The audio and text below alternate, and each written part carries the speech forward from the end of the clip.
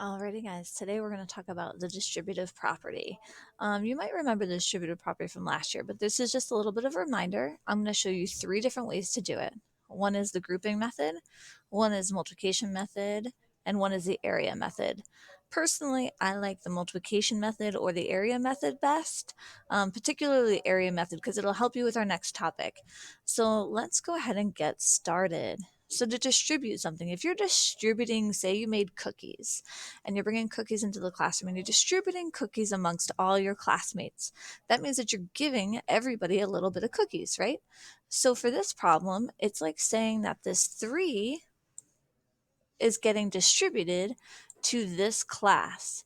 Now this class has 2 students, one is an X, one is a positive 8, and we're going to make sure that each one gets a little bit. Now, the grouping method kind of takes it and brings it back to your most basic level understanding of the distributive property and multiplication. So the grouping method, you're going to rewrite the grouping inside the parentheses in a number of times that's outside the terms. So what this is saying is 3, the invisible operation here is times 3 times x plus 8. Well, what that means is that there's 3 groups of this. So that means we have x plus 8, and we have x plus 8,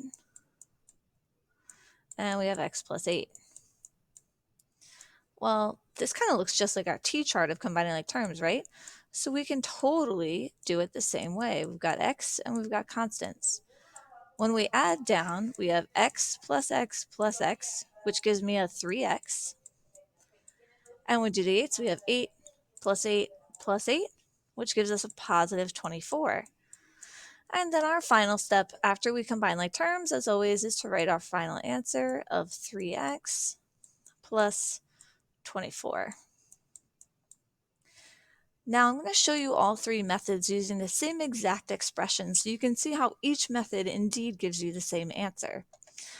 Now the multiplication method is more related to that classroom example where you have some cookies and you're distributing them to everybody in the class.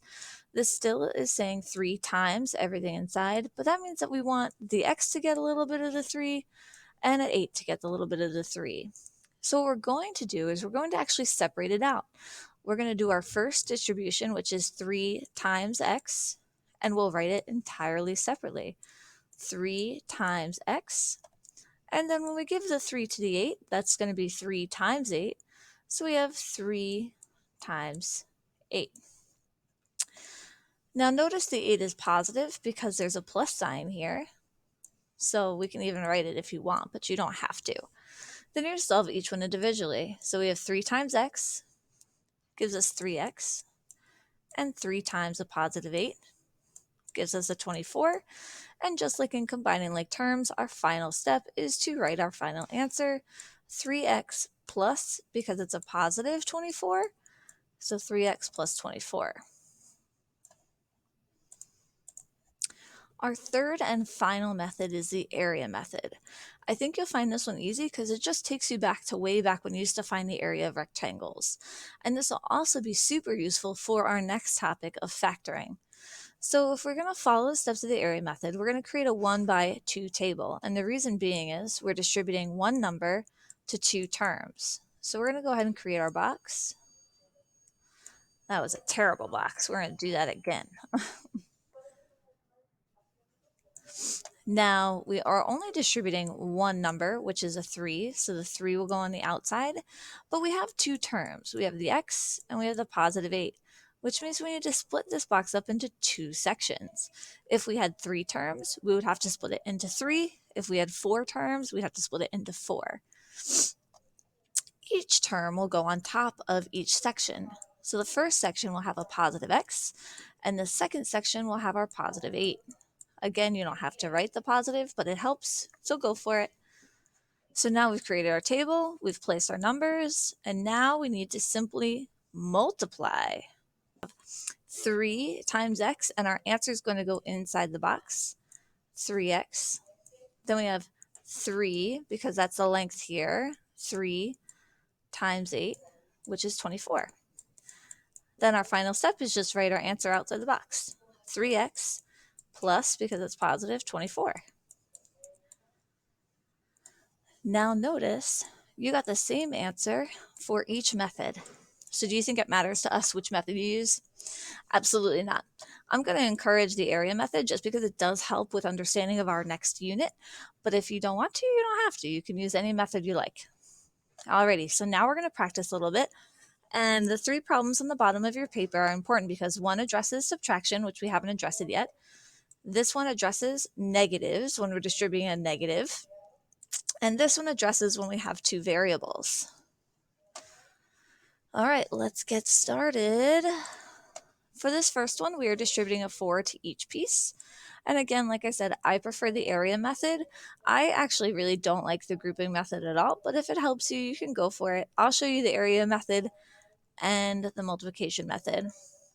So for the multiplication method, we're simply, let me split this up into 2 pieces. I'll use blue. For the multiplication method, we're going to have 4 times x and 4 times, now remember this takes the sign in front, so 4 times negative 10. Get our 2 answers. 4 times x is 4x. 4 times negative 10 is a negative 40. And rewrite our final answer. So you get 4x. Because it's a negative 40, you would have minus 40. You could write a plus a negative, but we don't really like that in math class. Now, if you're doing the area method, that's too big. If you're doing the area method, you would have 1 box. 4 would go on the outside. We again have 2 terms, so it's split into 2 sections. Our first term is x. Our second term is negative 10. And now we multiply. 4 times x is 4x. 4 times negative 10 is negative 40. And we're going to write our answer outside of the box. 4x, because it's a negative 40, would be minus 40. And again, as you can see, both methods give you the same exact answer. So again, we don't care which one you use, but the area method is the most useful for our next section. So maybe get in the habit of that. All right, our next one, we are distributing a negative 5. It's very important that you're careful about this negative when you're distributing, as it does change things. So again, we will do both methods. First one, we will do the multiplication method where we have negative 5 times y. So we have negative 5 times y.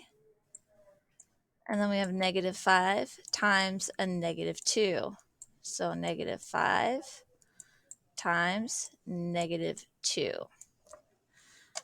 Now we go ahead and simplify. Negative 5 times y gives us a negative 5y.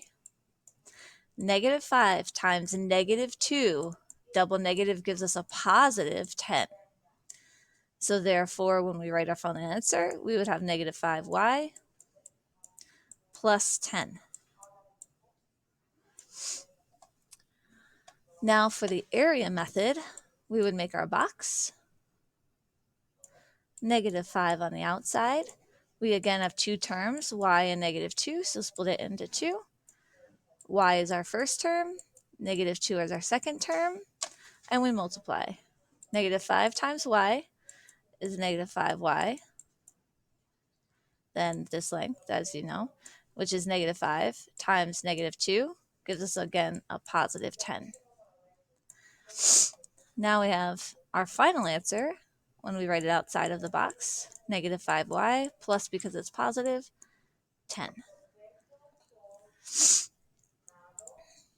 For our final example, again, I'll solve it both ways. I don't really care which way you use, it's up to you.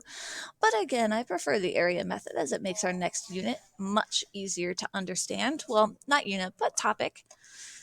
All right, first we have the multiplication method. We have 2 times 7e. And we have 2 times a positive 5m. So we have 2 times 5m. Simplify. 2 times 7e gives us 14e.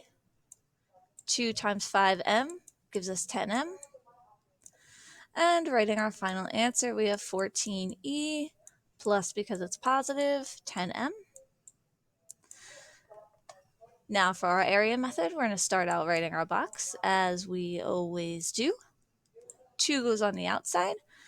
We have 2 terms, a 7e and a 5m, so we'll split it into 2. 7e, 5m. Now we multiply. 2 times 7e gives us 14e.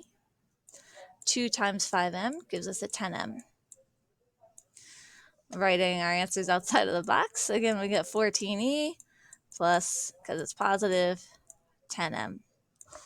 All right, guys, you guys are going to go and do the quizzes now. If you have any questions, shoot either one of us an email, or you can message us on Google Classroom, and we'll be more than happy to answer at any point. This is distributive property. Again, be very cautious when you are working with these negatives, when you're distributing these negatives, and be very cautious when you have more than one variable. Alrighty, guys, good luck and thank you.